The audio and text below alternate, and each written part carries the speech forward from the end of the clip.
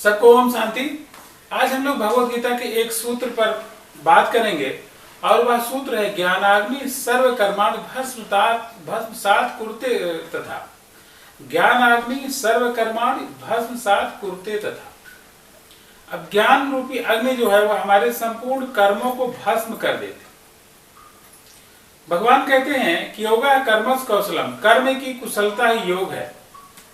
तात्पर्य है कि हमें हमेशा कर्म करते रहना चाहिए। वह कहते हैं कि हमको हमेशा कर्म करते रहना चाहिए, अर्थात हमें कभी भी अनावश्यक बैठना नहीं चाहिए। क्यों कहते हैं कि अगर कर्म नहीं करेंगे तो कुछ न कुछ कर्म अकर्म विकर्म कुछ न कुछ तो शरीर से होता ही रहेगा। लेकिन अब कौन से कर्म करें कि हमारा जीवन अच्छा हो सके? गीता कहती है कि ऐसा कर्म करें जिसमें फल की इच्छा हम न करें। अगर फल की इच्छा करेंगे तो उसमें एक नया संस्कार निकलेगा और वह नए कर्म का हेतु बनेगा। लेकिन एक सामान्य जो गृहस्थ है, सामान्य लोग हैं, उनके लिए संकल्प के बिना रहना मुश्किल है, क्योंकि संकल्पों से ही हमारा जीवन चलता है। जिस प्रकार से संकल्प है उसी प्रकार से हमारा जीवन है। अगर संकल्प रहित कोई कर्म हो जाए, लेकिन दूसरा जो उपाय निकाला गया देह अभिमान रहित, अगर देह अभिमान रहित होकर हम कर्म करते हैं, अपनी आत्मा में ध्यान लगाकर सारे कर्म किए जाते हैं, तो कहते हैं जिस प्रकार से भुने हुए बीज से नया पौधा नहीं निकलता है, उसी प्रकार से हमारे कर्म अपना फल नहीं देते। अर्थात वो कर्म बंधन का हेतु नहीं होते हैं।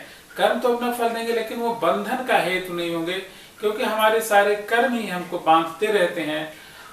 महात्मा बुद्ध ने भी कहा है, उन्होंने जो 12 संस्कार बताए हैं उसमें अविद्या और अज्ञान ये दो ऐसी चीजें हैं। उस अविद्या के माध्यम से हमको नए नए संस्कार आते रहते हैं और हम इस अविद्या के जो दुष्चक्र है इसमें घूमते रहते हैं। तो भगवत गीता भी यही कहती है कि अगर हम अपने जीवन को अच्छा बनाना चाहते हैं तो अपने भीतर ज्ञान को धारण करें और ये सोचे कि जो कर्म है वो प्रकृति के द्वारा होते हैं, पुरुष उसमें अकर्ता है। प्रकृति के 3 गुण हैं, सत रज और तम, जिसमें रजस गुण के द्वारा प्रकृति अपना काम करती रहती है। तमोगुण से भी कुछ काम नहीं होता है, ना तो सतोगुण से होता है। रज गुण के द्वारा प्रकृति अपना काम कर रही है, सारी चीजों में विकार पैदा होते हैं, तो उसके द्वारा ये सृष्टि चल रही है। तो इस सृष्टि को के रहस्य को जो समझता है और अपनी आत्मा में जो स्थित रहता है, वही वास्तव में ज्ञानी है।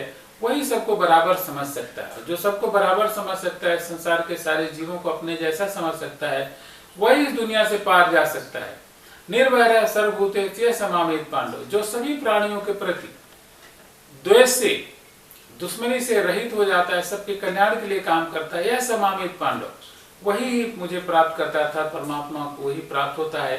तो हम लोग अपने कर्मों को समझ करके ही कर्म करें।